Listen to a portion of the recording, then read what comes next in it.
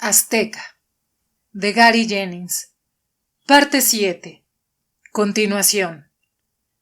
En ese momento, deberían de haber salido de entre la multitud nuestros parientes y amigos trayéndonos regalos. Como ninguno de los dos teníamos, solamente se acercaron Glotón de Sangre, Coscatl y la delegación de la casa de los Posteca. Todos ellos, cada uno en su turno, besaron la tierra delante de nosotros y dejaron enfrente sus diversos regalos. Los de Ciania eran vestiduras, blusas, faldas, chales y cosas por el estilo, todas ellas de la más fina calidad. Para mí, también cierta cantidad de ropa, además de una cantidad estimable de armas, una macuahuitl bien labrada, una daga, un haz de flechas. Después, cuando los donantes se habían retirado, llegó el momento en que Ahuitzotl y una de las mujeres nobles que había escoltado a Ciania, por turnos, nos cantaran la rutina de consejos paternales y maternales acerca del matrimonio. En una voz monótona y sin emoción, Ahuitzotl me previno, entre otras cosas, de no seguir acostado después de haber escuchado el canto del pájaro tempranero, Papan, sino levantarme inmediatamente y ponerme a trabajar. La madrina de Ciania le recitó un copioso catálogo de obligaciones maritales, y a mí me pareció que dijo absolutamente todo, incluyendo su receta favorita para hacer tamaltín.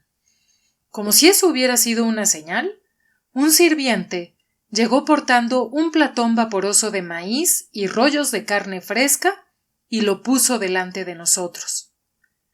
El sacerdote hizo un gesto, y Ciania y yo tomamos un pedacito de tamal y caliente y nos los dimos mutuamente, que por si ustedes nunca lo han tratado, les diré que no es una acción fácil de hacer. Mi barbilla quedó bien engrasada, y la nariz de Ciania corrió la misma suerte, pero cada uno de nosotros, por fin, llegó a comer un poquito de las otras ofrendas. Mientras hacíamos esto, el sacerdote empezó con otra arenga larga y rutinaria, con la cual no los aburriré. Todo terminó cuando él se inclinó hacia nosotros, tomando una punta de mi manto y otra punta de la blusa de Ciania y las amarró juntas. Estábamos casados. La suave música de pronto sonó fuerte y festiva, y gritos de alegría se propagaron entre los invitados allí reunidos, y desde esos momentos toda esa rígida ceremonia podía relajarse dentro de la jovialidad. Los sirvientes se movían con rapidez por todo el salón, repartiendo entre los manteles platones de tamaltín y jarras de octli y chocolatl.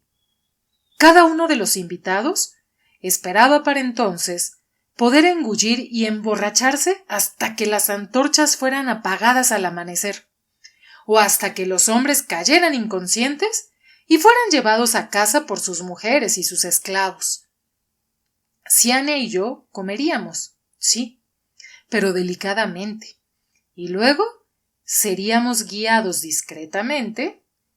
Todo el mundo pretendía o pretendería que éramos invisibles, a nuestra recámara de bodas, que estaba escaleras arriba en una parte del palacio, dispuesta por Ahuitzotl para nosotros. Sin embargo, en esos momentos, yo rompí la tradición. «Discúlpame un momento, querida», le susurré a Ciania y me levanté para cruzar el salón. El venerado orador y el sacerdote me vieron con perplejidad, y sus bocas se abrieron, dejando ver pedazos de tamal y a medio masticar. Sin duda, en mi larga vida he sido odiado por muchas personas, ni siquiera sé por cuántas, pues nunca me he preocupado en contarlas o recordarlas. Pero en esos momentos tenía en esa noche, en ese mismo salón, un enemigo mortal, un enemigo declarado e implacable, y con sus manos ya manchadas de sangre. Chimali había mutilado y matado a varias personas que me eran queridas. Su próxima víctima sería, antes que yo, Ciania. El haber asistido a nuestra boda era su modo de amenazar, y su desafío a que hiciera algo por detenerlo. Mientras caminaba en busca de Chimali, dando vueltas alrededor de los 4 ángulos que componían los grupos de invitados sentados, estos empezaron a dejar de parlotear hasta que se hizo un silencio expectante. Incluso los músicos bajaron el sonido de sus instrumentos para prestar atención. Al fin el silencio que imperaba en la habitación fue roto por un sonido colectivo, cuando con mi mano golpeé y mandé muy lejos el vaso dorado que Chimali se llevaba a los labios, estrellándose musicalmente contra sus pinturas murales. «No bebas mucho», le dije, y todos lo oyeron. «Necesitarás una mente clara en la mañana». Al amanecer, Chimali, en el bosque de Chapultepec. Al amanecer, Chimali, en el bosque de Chapultepec. Solamente nosotros 2, pero con cualquier clase y número de armas que tú quieras. ¡A muerte! Me miró con una mezcla de disgusto, desprecio y cierta diversión. Luego miró a sus vecinos, que engullían a su alrededor. En privado, hubiera podido rehusar ese desafío, o poner condiciones e incluso evitarlo humillándose. Pero como ese desafío fue acompañado de un golpe insultante, que había sido visto y oído por cada uno de los ciudadanos más importantes de Tenochtitlán, él se encogió de hombros, alcanzó la copa de Octli de otra persona, la levantó en un saludo perverso y dijo claramente: «Chapultepec, al amanecer, a muerte». Se lo bebió de un trago, se levantó y salió orgullosamente del salón. Cuando regresé al tablado, la multitud empezó a murmurar y a platicar otra vez detrás de mí, pero de algún modo su charla se oía como sojuzgada y atemorizada. Ciania me miró con perplejidad, pero no me preguntó nada, ni se quejó de que hubiera convertido una ocasión tan feliz en otra cosa. El sacerdote, sin embargo, me vio con una mirada funesta de mal de ojo y empezó: «Muy poco auspiciable, joven». «Cállese», gruñó entre dientes el venerado orador, y el sacerdote cerró la boca.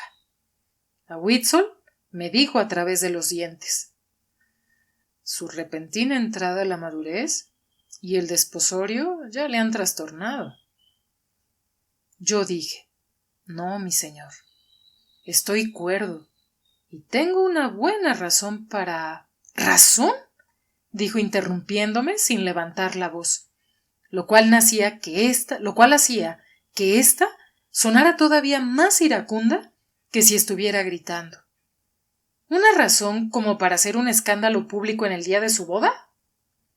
¿Una razón como para haber echado a perder una ceremonia arreglada para usted como si fuera nuestro propio hijo? ¿Una razón como para agredir a nuestro palaciego e invitado personal? Siento mucho si he ofendido a mi señor, dije, pero añadí con obstinación: mi señor hubiera pensado aún más mal de mí si yo hubiera pretendido no darme cuenta de la burla que un enemigo me hacía con su presencia.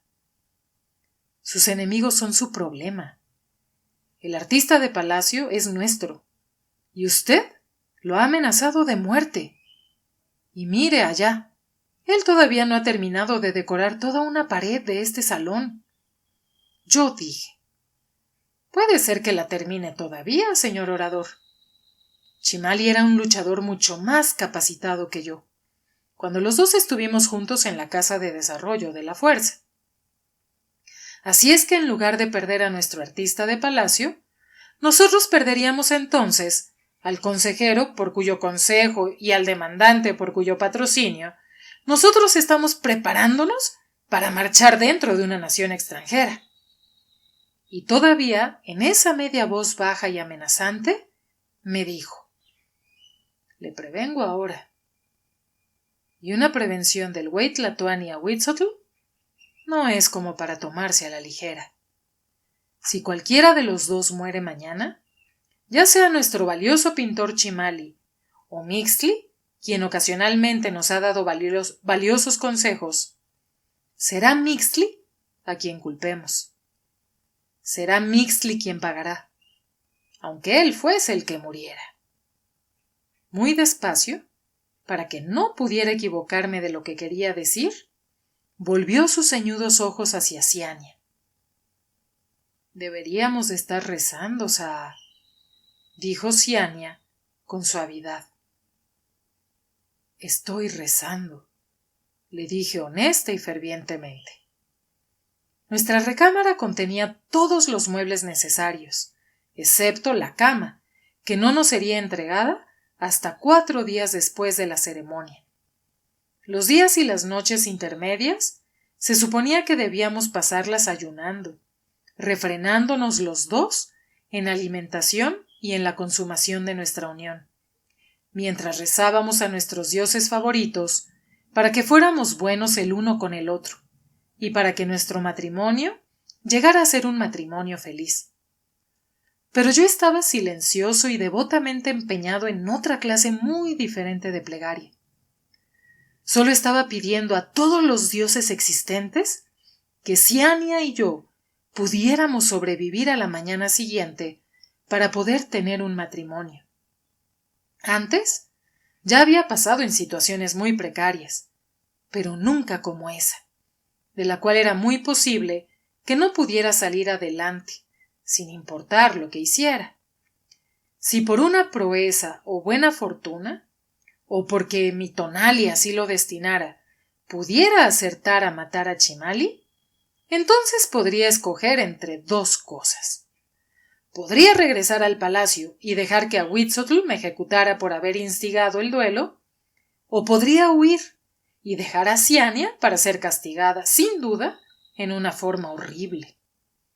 La tercera circunstancia previsible era que Chimali me pudiera matar, por su conocimiento superior en armas, o porque yo contuviera mi brazo al tratar de matarlo porque su tonali era más fuerte, en cuyo caso yo estaría más allá del castigo de Huitzotl, y él dejaría caer su furor sobre mi querida Ciania. El duelo terminaría en una de esas 3 eventualidades, y cada una de ellas era como para no pensarse, pero no había otra posibilidad, que simplemente no me presentara en el bosque de Chapultepec al amanecer. Mientras pensaba en lo impensable, Ciania quietamente estaba empaquetando el pequeño equipaje que habíamos traído. Su exclamación de júbilo me hizo despertar de mi lóbrego ensueño. Levanté mi cabeza de entre mis brazos para ver qué había encontrado en uno de mis cestos. La antigua figurita de barro de Xochiquetzal, la que yo había guardado desde la desgracia de mi hermana. La diosa que nos veía cuando nos casamos, dijo Ciania sonriendo. La diosa que te hizo para mí, dije. Ella, la que gobierna toda belleza y amor. Deseaba que su estatua fuera un regalo de sorpresa para ti. Oh, sí lo es, dijo ella fielmente. Tú siempre me estás sorprendiendo.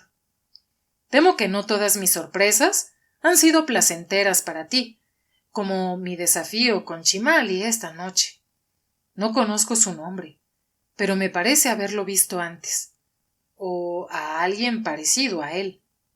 Fue a él al quien viste, aunque me imagino que él no se vestía como un elegante cortesano en aquella ocasión.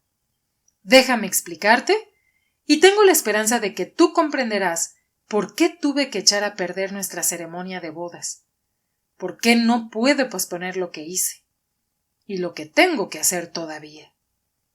Mi explicación instantánea de la figurita de Xochiquetzal, unos momentos antes, que había deseado que fuera un recuerdo de nuestra boda, Fue una mentira blanca que le conté a Ciania.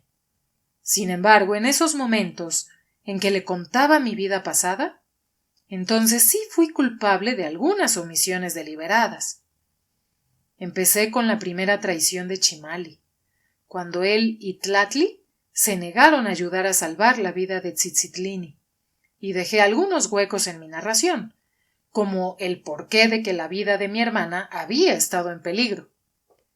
Yo le conté cómo Chimali, Tlatli y yo nos habíamos encontrado otra vez en Texcoco, y omitiendo algunos de los detalles más horribles, cómo había disimulado para poder vengar la muerte de mi hermana, cómo, por cierta piedad o cierta debilidad, había quedado satisfecho con dejar caer la venganza solo en Tlatli, dejando escapar a Chimali, y cómo, desde entonces, él continuamente me había pagado ese favor, molestándome a mí y a los míos. Y al final dije, tú misma me contaste cómo pretendió ayudar a tu madre cuando... Ciania jadeó. Él fue el viajero, quien atendió, quien mató a mi madre y a tu... Él es, dije, cuando ella discretamente hizo una pausa. ¿Y por qué ha pasado todo eso? Cuando lo vi sentado arrogantemente en nuestra fiesta de bodas, determiné que él no mataría más. Ella dijo casi con fiereza. En verdad que debes enfrentarle y superarlo. No importa lo que el venerado orador dijo o lo que él haga. Pero, ¿y si los guardias no te dejan salir del palacio al amanecer? No. A Witzel no conoce todo lo que te he dicho. Él cree que es un asunto de honor. Él no me entenderá. Él no me detendrá. Te detendrá a ti en mi lugar. Y es por esto que mi corazón sufre, no por lo que me pudiera pasar a mí, sino por lo que tú pudieras sufrir por mi impetuosidad. Ciania pareció resentir eso último. ¿Piensas que soy menos valerosa que tú? Cualquier cosa que pase en el campo de duelo y cualquier cosa que venga después, yo estaré esperando con gusto. Ya lo he dicho. Ahora, que si tú detienes tu mano, Saa, es que lo estás utilizando como una excusa. Y no podría vivir contigo después. Yo sonreí tristemente. Así es que la cuarta y última elección no fue escogida por mí. Meneé mi cabeza y la tomé tiernamente entre mis brazos. No, dije con un suspiro. No detendré mi mano. Nunca pensé que lo harías, dijo ella, como si fuera un hecho de que al casarse conmigo se hubiera casado con un campeón águila. Ahora no queda mucho tiempo para el amanecer. Recuéstate un rato y apoya tu cabeza en mí. Duerme mientras puedas. Parecía que apenas había puesto mi cabeza sobre su pecho suave cuando escuché unos golpecitos discretos en la puerta y la voz de Coscatl llamándome. Mixtli, el cielo palidece. Es tiempo. Me levanté. Mojé mi cabeza en una vasija de agua fría y arreglé mis vestidos arrugados. Él acaba de partir desde el atracadero, me dijo Coscatl. Quizás intenta tenderte una emboscada. Entonces solo necesitaré armas para pelear de cerca, no para arrojar, dije. Trae mi lanza, mi daga y mi macuahuitl. Coscatl corrió y yo pasé unos momentos amargos y dulces diciéndole adiós a Ciania, mientras ella me decía palabras para darme valor y asegurarme de que todo iba a salir bien. Le di un último beso y bajé la escalera en donde Coscatl me estaba aguardando con las armas. Había esperado que Glotón de Sangre también se presentara, pero él no estaba, ya que él había sido el maestro Cuachic que nos enseñara a ambos, a Chimali y a mí, en la Casa del Desarrollo de la Fuerza, no hubiera sido bien visto que él diera consejos o un apoyo moral a ninguno de los dos, cualesquiera que fueran sus sentimientos acerca del duelo. Los guardias de palacio no hicieron ningún movimiento para impedirnos salir fuera de la puerta que conducía a través del muro de la serpiente dentro del corazón de Único Mundo. El sonido de nuestras sandalias sobre el piso de mármol hacía eco de ida y vuelta, desde la gran pirámide hasta los numerosos edificios menores. La plaza se veía mucho más inmensa que de ordinario, en esa temprana mañana. Entre la luz aperlada y la soledad, no había más gente que unos pocos sacerdotes renqueando a sus deberes en el amanecer. Dimos vuelta a la izquierda, en el portón del lado oeste del muro de la serpiente, y fuimos a través de calles y sobre puentes de canales a la orilla de la isla, más cercana a la tierra firme. En el atracadero ordené que me dieran una de las canoas reservadas al palacio, y Coscatl insistió en remar y llevarme a través de esa extensión no muy ancha de agua para que yo pudiera conservar la fuerza de mis músculos. Nuestro acali golpeó la orilla, al pie de la colina llamada Chapultepec, en el lugar en que el acueducto se arquea desde la colina hasta la ciudad. Arriba de nuestras cabezas, los rostros esculpidos de los venerados oradores Ahuitzotl, Tizoc, Azayacatl y el primer Motecuzoma nos miraban desde lo que antes había sido una roca natural. Otra canoa ya estaba allí.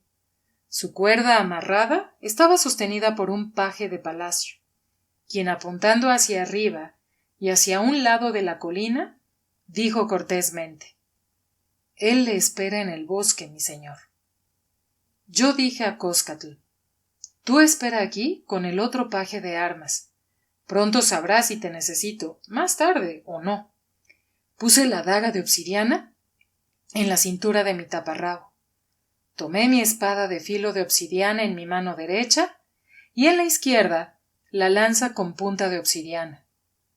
Fui a la cumbre del risco y miré hacia abajo, hacia el bosque. Ahuitzotl había empezado a hacer un parque de lo que en toda forma había sido un bosque silvestre. Ese proyecto no sería terminado por varios años todavía. Los baños, las fuentes, las estatuas y demás. Pero la floresta ya había sido cortada en su densidad para dejar solamente en pie los incalculablemente viejos y grandes ahuehuetque, cipreses y la alfombra de pasto y flores silvestres que crecían en sus profundidades. Como yo estaba en esos momentos en la parte alta del risco, esa alfombra era casi invisible para mí, y los poderosos cipreses parecían pararse sin raíces, mágicamente, en la neblina azul pálida que se proyectaba en el suelo mientras Tonatiuh se levantaba. Chimali hubiera podido pasar igualmente invisible para mí, si se hubiera escondido en cualquier parte bajo esa neblina. En lugar de eso, en cuanto utilicé mi topacio, vi que había escogido yacer desnudo a lo largo de una rama gruesa de un ciprés, la cual colgaba horizontalmente como la mitad de mi estatura, más arriba del nivel del suelo. De momento eso me confundió. ¿Cómo era posible una emboscada tan sencilla? ¿Por qué estaba sin ropa? Cuando capté su atención, creo que debí de haber sonreído como un coyotl. En la recepción de la noche anterior, Chimali no me había visto ni una vez utilizar mi cristal para ver. Y era obvio que nadie le había informado que tenía ese objeto artificial para mejorar mi visión.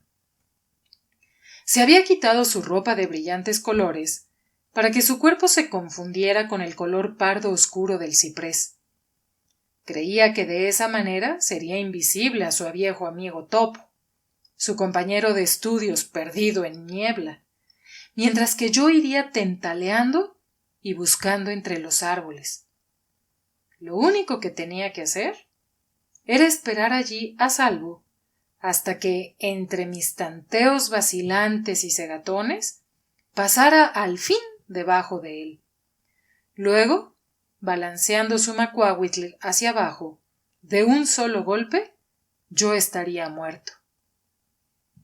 Por un instante sentí que había sido casi injusto de mi parte tener la ventaja de mi cristal, con el cual había descubierto dónde estaba. Pero luego pensé, debe de estar muy contento de que yo haya estipulado que nos encontráramos aquí. Después de haberme despachado, él se vestiría y regresaría a la ciudad para contar cómo nos habíamos enfrentado cara a cara, bravamente, y cómo habíamos tenido un duelo salvaje y caballeroso, antes de que al fin me hubiera vencido. Conociendo bien a Chimali, estaba seguro de que incluso se haría unos cortes pequeños para hacer su historia más verídica. Así es que ya no tuve ni el menor remordimiento de lo que iba a hacer. Volví a poner el topacio dentro de mi manto, dejé caer mi macuahuitl en el suelo y con ambas manos tomé el mango nivelado de mi lanza y me adentré en la niebla del bosque. Caminé despacio y astutamente, como él esperaría del inepto luchador perdido en niebla, mis rodillas flexionadas, mis ojos como ranuras, como los de un topo. Por supuesto que no fui directamente hacia su árbol, sino que empecé a dar vueltas a uno que estaba a un lado, buscando entre una hilera de árboles a la misma distancia. Después me volví a lo largo de otra hilera. Cada vez que yo me aproximaba a un árbol, buscaba lo más lejos posible, dando golpes de ciego con mi lanza, alrededor del lado opuesto del tronco, antes de moverme más lejos. Sin embargo, había tomado nota mentalmente del lugar en donde se escondía y la posición de la rama en que yacía. Cuando inevitablemente me acerqué a ese lugar, empecé gradualmente a levantar mi lanza de su posición horizontal, hasta que la llevé completamente derecha enfrente de mí, apuntando hacia arriba, como Glotón de Sangre me había enseñado en la selva, para desanimar a los jaguares que yacían en las ramas esperando para dejarse caer, exactamente como Chimali lo estaba haciendo en esos momentos. Con mi arma en esa posición, me aseguré de que él no pudiera deslizarse enfrente de mí. Él tenía que esperar hasta que la punta de mi lanza y yo pasáramos un poco más allá, debajo de él, y luego golpearme en la parte de atrás de mi cabeza o en el cuello. Me aproximé a su árbol como lo había hecho con los otros, agachado y despacio, andando a hurtadillas, continuamente volviendo mi rostro ceñudo y atisbando de lado a lado, manteniendo mi mirada cegatona al mismo nivel, sin mirar nunca hacia arriba. En el momento en que llegué bajo su rama, sostuve mi arma con las dos manos, y al pasar, la lancé hacia arriba y hacia atrás con todas mis fuerzas. Hubo un momento en que mi corazón dejó de latir, ya que la punta de mi lanza nunca lo tocó. Se detuvo antes de haber tocado su carne, pues cayó con un crack sobre la rama, e hizo que con el golpe mis brazos se sintieran entorpecidos. Sin embargo, Chimali debió de estar balanceando su macuahuitl en ese mismo momento, ya que simultáneamente perdió el equilibrio. Por el golpe que le di a la rama, él salió disparado, cayendo exactamente detrás de mí y sobre sus espaldas. El aire de sus pulmones se salió, mientras su macuahuitl saltaba de su mano. Me volteé con rapidez y lo golpeé en la cabeza con el mango de mi lanza, dejándolo inanimado. Me incliné sobre él para darme cuenta de que no estaba muerto, pero de que sí estaría inconsciente por un tiempo. Así es que simplemente recogí su espada y volví hacia el risco, en donde recuperé mi espada y me volví a juntar con los dos jóvenes pajes de armas. Coscatl dio un pequeño grito de alegría cuando me vio cargando el arma de mi oponente. Sabía que lo matarías, Mixtli. No, no lo hice, dije. Lo dejé sin sentido. Pero cuando despierte, lo peor que puede sufrir será un dolor de cabeza. Si es que despierta. Una vez te prometí, hace mucho tiempo, que cuando llegara el momento de ejecutar a Chimali, tú decidirías en qué forma se haría. Saqué mi daga de la banda de mi cintura y se la entregué. El paje nos miraba con fascinación horrorizada. Guié a Coscatl hacia el bosque. Tú lo encontrarás con facilidad. Ve y dale lo que se merece. Coscatl asintió con la cabeza y con la daga en la mano se alejó de mi vista, risco abajo. El paje y yo esperamos. Su rostro estaba descolorido y contorsionado, y tragaba saliva en un esfuerzo por no sentirse enfermo. Cuando Coscatl regresó, antes de que llegara lo suficiente cerca como para hablar, pudimos ver que su daga ya no estaba lustrosamente negra, sino brillantemente roja. Sin embargo, él denegó con su cabeza, al aproximarse, y dijo: «Lo dejé vivir, Mixtli». Yo exclamé: «¿Cómo? ¿Por qué?» Anoche escuché las palabras amenazantes del venerado orador, dijo disculpándose. Estuve tentado a hacerlo, teniendo a Chimali indefenso delante de mí, pero no lo maté. Ya que él todavía vive, el señor orador no puede desahogar demasiado su ira contra ti. Solo le quité esto a Chimali. Él tenía su puño convulsivamente apretado, hasta que lo abrió para que yo pudiera ver dos glóbulos relucientes y viscosos, y una cosa blanda rojiza, cortada más o menos a la mitad de su extensión. Le dije al miserable paje que hacía esfuerzos por no vomitar. Ya oíste. Él vive. Sin embargo, necesitará de tu ayuda para regresar a la ciudad. Ve y trata de detener su hemorragia y espera a que recobre el sentido. Así es que el hombre Chimali vive, dijo Ahuitzotl con frialdad. Si es que usted puede llamarle a eso vida. Así es que usted cumplió con nuestra prohibición de no matarlo. Por lo menos, de no matarlo completamente. Así es que usted espera con alegría que nosotros no nos sintamos ofendidos y no nos venguemos como lo prometimos. Yo no dije nada prudentemente. Nosotros le concedemos que usted obedeció nuestra palabra, pero no comprendió muy bien lo que nosotros dijimos en silencio. ¿Y qué de eso? ¿Qué uso mundano podemos darles a ese hombre en la condición presente? Para entonces, ya me había resignado a ser, en todas las entrevistas con el güey Tlatoani, el foco de su mirada beligerante. Otros temblarían y se desanimarían bajo el influjo de esa horrible mirada, pero yo ya lo tomaba como una cosa inusual. Yo le dije: quizás, si el venerado orador quisiera escuchar mis razones por las que tuve que desafiar al artista de palacio, mi señor pudiera sentirse inclinado a ver con más benevolencia el trágico duelo que tuvo lugar. Él solo gruñó, y tomé eso como permiso para que hablara. Le conté mucho de la misma historia que le había contado a Ciania, solo que esta vez omití mencionar todo lo relacionado con Texcoco, ya que todo eso había estado íntimamente ligado con su difunta hija. Cuando concluí con la narración de cómo Chimali había matado a mi hijo recién nacido, y de ahí mis temores por mi recién adquirida esposa,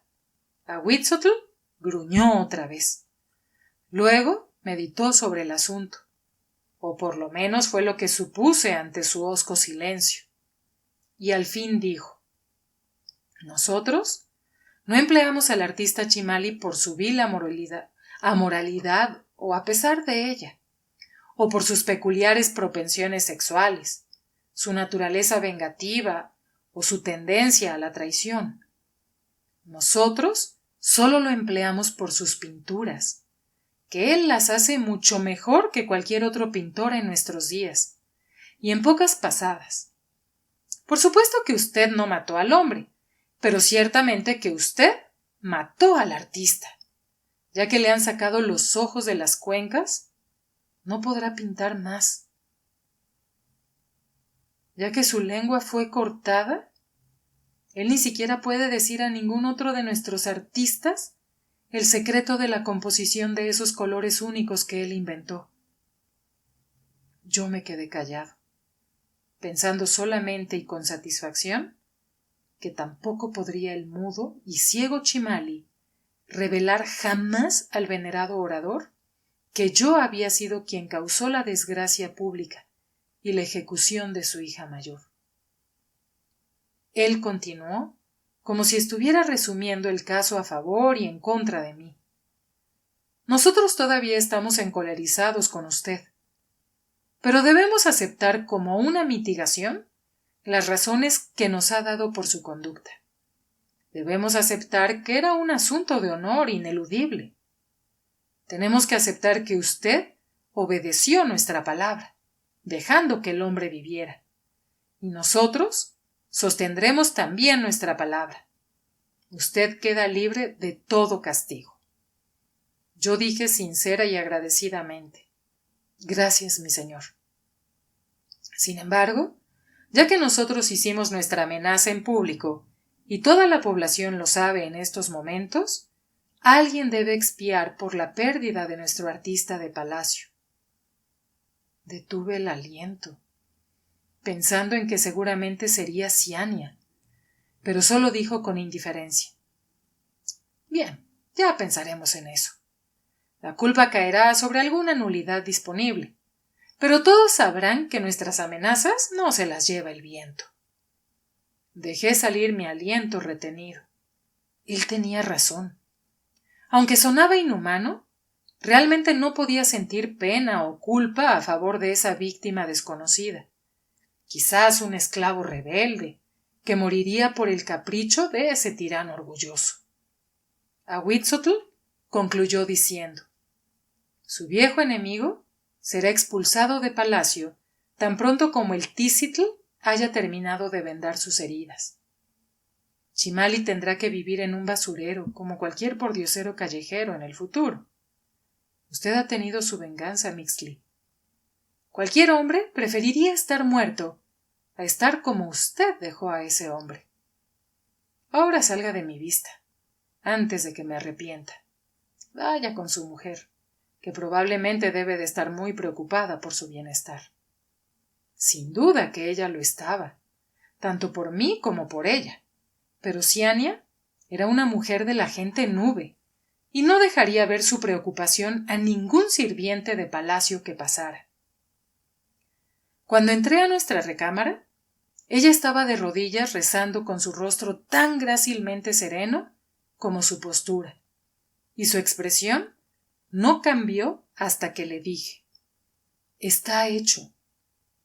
Él está acabado, y yo estoy perdonado. Entonces lloró y rió y volvió a llorar y me abrazó apretadamente, sosteniéndome en sus brazos como si nunca más me quisiera dejar ir otra vez. Cuando le conté todo lo que había pasado, ella me dijo: debes de estar casi muerto de fatiga. Acuéstate otra vez y... Me acostaré, dije, pero no para dormir. Debo decirte algo. El escapar escasamente de un peligro parece que tiene cierto efecto sobre mí. Ya lo sé, dijo ella sonriendo. Puedo sentirlo. Pero, se supone que debemos de estar rezando todavía. Yo dije: No hay una forma más sincera de rezar que amar. No tenemos cama. El suelo alfombrado es más suave que una gruta en la montaña, y estoy ansioso de que cumplas la promesa que me hiciste. Ah, sí, recuerdo, dijo ella, y despacio, sin resistencia y atormentadoramente, se desvistió para mí, quitándose todo lo que tenía puesto, excepto el collar de eslabones blanco perla, que el artesano Tuxtén le había colgado al cuello en Chicalanca. Les he contado ya, mis señores, que Ciania era como un vaso simétrico de cobre quemado, brillando como miel puesta al sol. La belleza de su rostro la había conocido desde hacía algún tiempo, pero la de su cuerpo la había conocido al tacto. En esos momentos en que lo estaba viendo, tuvo razón en su promesa, ya que pareció como si hubiera sido nuestro primer contacto. Literalmente, sentí dolor al poseerla. Cuando se paró desnuda frente a mí, todas sus partes femeninas parecían presionar hacia adentro y hacia afuera, en un ofrecimiento ardiente de sí mismas. Sus pechos se mantenían altos y firmes, en sus esferas de pálido cobre. Sus aureolas coloreadas de cacao sobresalían como pequeños globos, y sus pezones se extendían, pidiendo ser besados. Su tepili se levantaba también alta y hacia afuera. Aun cuando estuviera parada con las piernas unidas modestamente, sus suaves labios se abrían ligeramente en la parte alta, en donde se juntaban para permitir una mirada a la perla rosa de su shakapili, que en aquel momento estaba húmeda, como una perla acabada de salir del mar. Es suficiente. Aunque su ilustrísima no está presente en estos momentos, para callarme con su habitual repulsión, no les voy a contar lo que pasó entonces. He sido francamente explícito acerca de mis relaciones con otras mujeres, pero Ciania fue mi amada esposa, y creo que seré el avaro más miserable con su recuerdo. De todo lo que he poseído en mi vida, solo me quedan mis recuerdos. En verdad, pienso que los recuerdos son el único tesoro verdadero que cualquier ser humano tiene la esperanza de poseer para siempre. Y ese fue su nombre. Siempre. Pero estoy divagando. La delicia de hacer el amor no fue el último suceso notable de ese día, todavía más notable. Ciania y yo estábamos abrazados. Nuestra respiración para entonces era suave, y yo me empezaba a dormir cuando oímos unos golpecitos en la puerta, como los que había hecho Coscatl un poco antes. Entre la niebla del sueño, tuve la esperanza de no ser citado a pelear en otro duelo. Con un esfuerzo me puse de pie. Me eché el manto encima y fui a investigar. Era uno de los sirvientes de palacio. Perdone que interrumpa sus devociones, señor escribano, pero un mensajero veloz trae un requerimiento urgente de su joven amigo Coscatl. Le pide que vaya lo más rápido posible a la casa de su viejo amigo Extlicuani. Parece que el hombre se está muriendo. Tonterías, dije con incredulidad. Se deben de haber equivocado en el mensaje. Esa sería una esperanza, mi señor, dijo él con obstinación. Pero me temo que no sea así. Tonterías, me dije a mí mismo otra vez, pero empecé a vestirme apresuradamente mientras le explicaba el recado a mi mujer. Tonterías, me seguía diciendo. Glotón de sangre no puede estar muriendo. La muerte no podría clavar sus dientes en el pellejo curtido y robusto del viejo guerrero. La muerte no podría chupar hasta secar sus jugos todavía vitales. Podría ser que él fuera viejo, pero un hombre como él, todavía lleno de apetitos vitales, no era lo suficientemente viejo como para morir. De todas maneras, fui lo más rápido que pude, y ya el sirviente me esperaba en una cali en el embarcadero de la corte para llegar lo antes posible al cuartel Moyotlán de la ciudad. Coscatl me estaba esperando en la puerta de la casa, que todavía no estaba acabada de construir, retorciéndose las manos con ansiedad. El sacerdote de la que come suciedad está en estos momentos con él, Mixtli. Digo sollozando, asustado. Tengo la esperanza de que conserve suficientes alientos como para decirte adiós. Entonces, ¿sí se está muriendo? Gemí. ¿Pero de qué? Estaba en lo mejor de su vida, en el banquete de la noche pasada. Comió como una bandada entera de buitres y se la pasó poniendo su mano sobre las faldas de todas las muchachas que servían. ¿Qué pudo golpearlo tan de repente? Supongo que los guerreros de Ahuitzotl siempre golpean de repente. ¿Qué?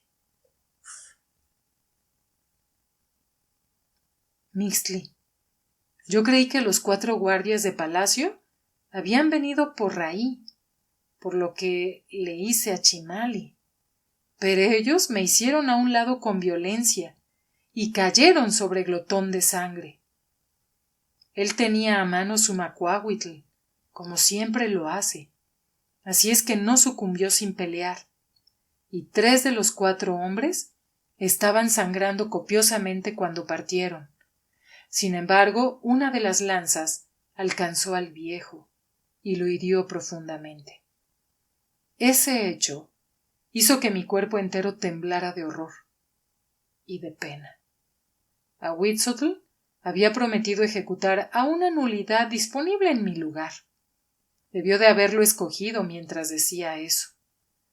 Había descrito una vez a Glotón de Sangre como una nulidad, por ser demasiado viejo y no servir para otra cosa que no fuera ayudante o maestro, o como para hacer el papel de nana en mis expediciones mercantiles. Y había dicho que todos debían de saber que sus amenazas no se las llevaba el viento.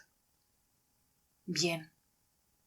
Entre esos todos estaba incluido yo.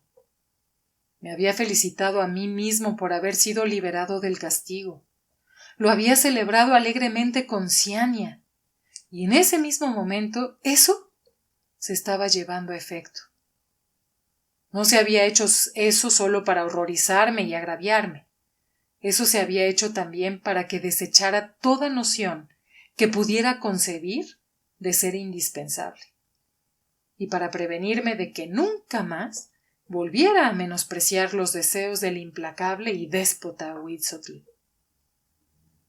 El anciano te lega la casa y todas sus posesiones, muchacho, dijo una nueva voz.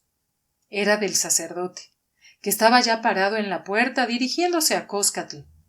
Ya me he hecho cargo de su testamento, pero necesitaré un testigo. Me moví para pasar al sacerdote y anduve a través de los cuartos de enfrente hasta llegar al de atrás. Sus paredes de piedra, que todavía estaban sin aplanar, se veían salpicadas de sangre, y mi viejo amigo que yacía sobre su esterilla estaba empapado en ella, aunque no vi ninguna herida en él. Tenía puesto solo su taparrabo y estaba extendido sobre su vientre. Su cabeza encanecida estaba vuelta hacia mí. Sus ojos estaban cerrados. Me dejé caer en la esterilla, a su lado, sin fijarme en la sangre coagulada, y dije apremiante: Maestro Quachik, soy su estudiante, perdido en niebla. Abrió sus ojos lentamente. Luego, uno de ellos se cerró otra vez, brevemente, en un guiño acompañado de una débil sonrisa.